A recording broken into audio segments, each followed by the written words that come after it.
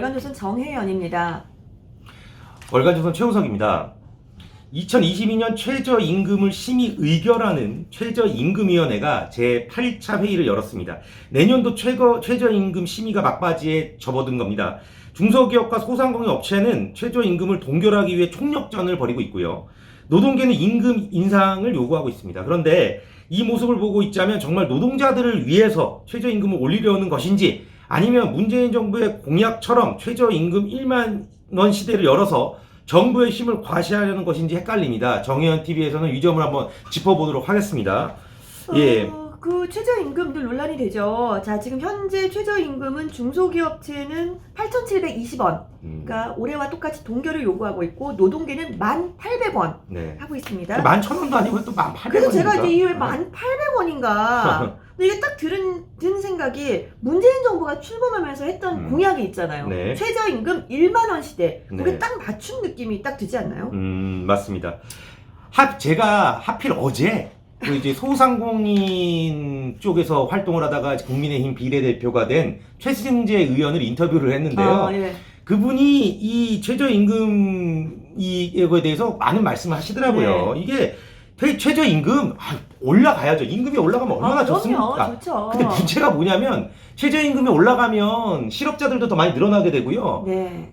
어쨌든 일할 공간이 파산하거나 없어지면 네. 최저임금이 2만 원, 3만 원이라도 그거를 받는 사람은 한계가 당연하죠. 정해져 있는 건 네. 별로 많은 사람들이 혜택을 볼 수 없는 거예요. 네. 그리고 이런 얘기를 하더라고요. 한국노총과 민주노총, 이 최저임금을 협상하는 그 주체죠. 이분들은 이미 어마어마한 연봉을 받고 있는 거예요. 고액 연봉 잘해요. 예. 그러니까 자기네들의 좀 약간 연봉을 올리기 위해서 하는 거 아니냐라는 그런 의심도 하더라고요. 아니, 최승재 의원은. 네, 그러니까 제가 정말 궁금한 게, 이 최저임금을 올리는 것이 정말 노동자의 권익을 위해서 이렇게 올리려는 것인지, 아니면 노동계가 자기 힘 과시하고 네. 자기 세력을 좀 고착화하기 위한 것인지, 저는 그게 굉장히 의문스러운데요. 네네. 왜냐하면 지금 이번에 노동계가 내년에 달라는 1,800원은 네. 올해보다 무려 23.9%가 오른 금액입니다. 그러니까 이대로 관철될 수가 없을 거예요. 아마 여러분 아시겠지만, 혹시 직장 다니면서 연봉 24% 오르거나, 네. 아니면 전 세계 국가 중에서 경제 성장률 연평균 24%인 나라 보신 적 있습니까? 없죠.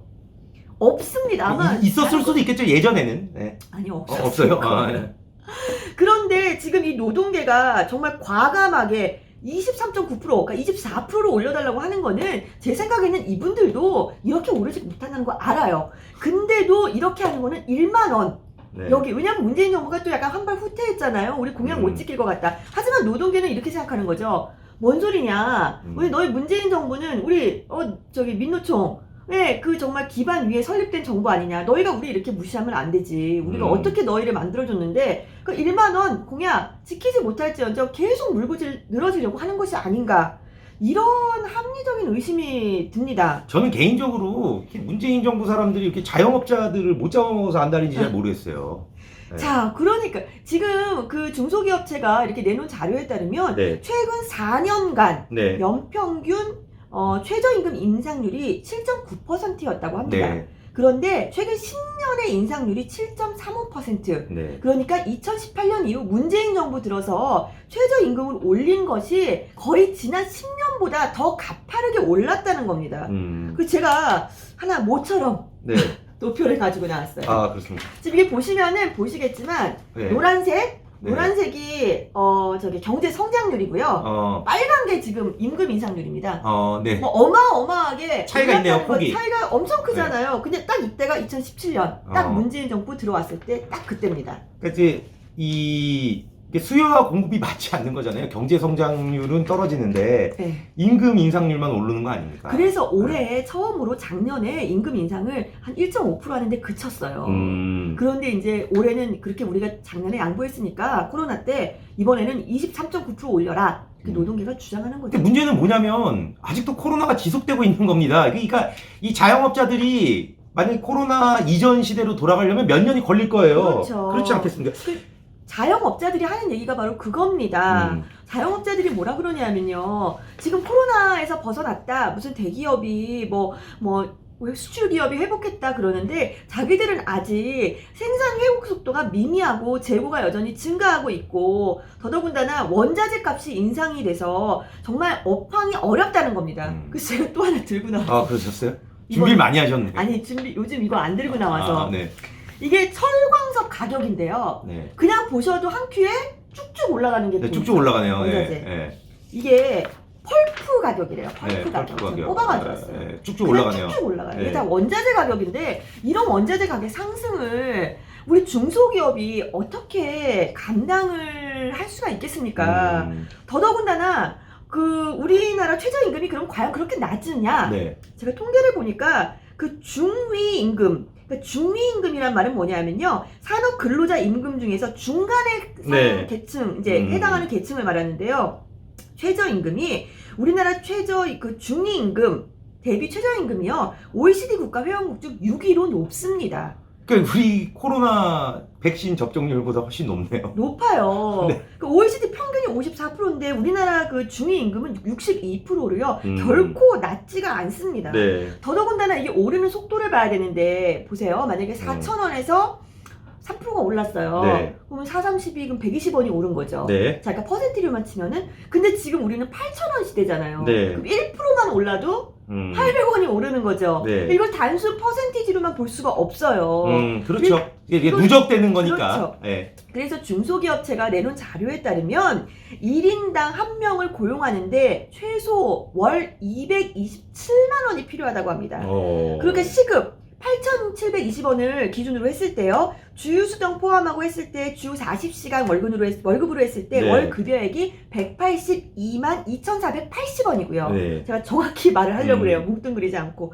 여기에 4대 보험료, 퇴직금 등 법적으로 의무화된 비용까지 전부 다 합치면 근로자 한 명 고용하는데 월 227만 원이 들어간다고 합니다.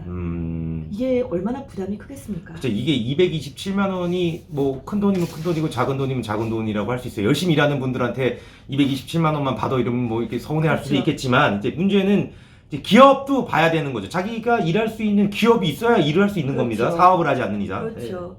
자, 그래서 말씀드리고 싶은 게 저희가 이게 과연 노동자를 위한 정책이냐라고 말씀드리고 싶은 게요.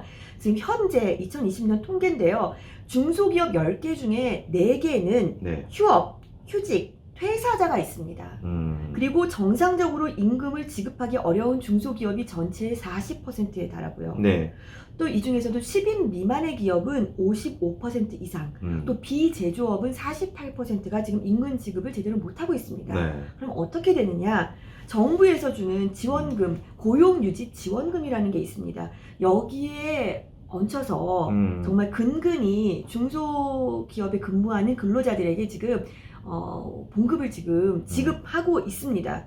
그런데 지금 2020년 통계를 보면은요, 대기업에 취업한 사람은 7만 9천 명 늘었지만 네. 중소기업은 29만 7천 명 줄었습니다. 그러니까 중소기업이 도산하고 있다는 거예요. 그렇죠. 그렇죠? 예. 그런데 지금 사실상 최저임금 인상으로 인한 직격탄은 네. 대기업보다는 아무래도 그렇죠. 상대적으로 몸집이 작은 그럼요. 중소기업이 네. 이제 받고 있으니까 정말 그러면 이렇게 월급 지급 못하는 중소기업이 늘고 특히 중소기업 자체가 이렇게 도산하고 있는데 이렇게 최저임금을 올리는 것이 과연 노동자 권익을 위한 것일까요? 아니면 노동계가 힘을 과시하고자 이런 걸 하는 걸까요? 그러니까요. 최저임금을 올리더라도 최저임금을 올리면 그에 대한 이제 중소기업에 대한 이제 혜택을 좀 줘야 돼요. 그러니까 그게 투트랙으로 가야지 이제 중소기업도 도산하지 않고 네. 이제 서로 상생할 수 있는 거 아니겠습니까? 네. 이거는 노동자도 그렇고 사측도 그렇고 조금씩 양보를 해야 되는데 이거는 뭐 거의 뭐 죽어도 서로 양보할 수 없다는 거고 지금 이런 상황에서는 사실 노동계가 1만 800원 최저임금 주장하는 거는 정말로 이게 아마 그 노동자들 중에서도 자기 아버지가 자영업자일 수도 있잖아요. 그렇죠. 그럼요. 그렇지 않습니까? 네. 예, 그렇습니다. 이게 결국 노동계가 이렇게 밀어붙이는 것도 이게 초창기에 문재인 대통령이 말했던 최저임금 1만 원 시대를 믿고 이러는 것이 아닌가 싶은 생각을 지울 수가 없습니다. 사실상 철회라고 정부에서 밝혔지만 여전히 노동계는 이제 문재인 대통령이 우리의 1만 원 시대를 열어줄 것이다. 이렇게 믿고 있는 건데요. 예, 참 문재인 정부가 이제 물러나게 되면 그 뒤처리할 사람들도 진짜 걱정이 됩니다. 예, 이번 시간 여기서 마치도록 하겠습니다. 감사합니다.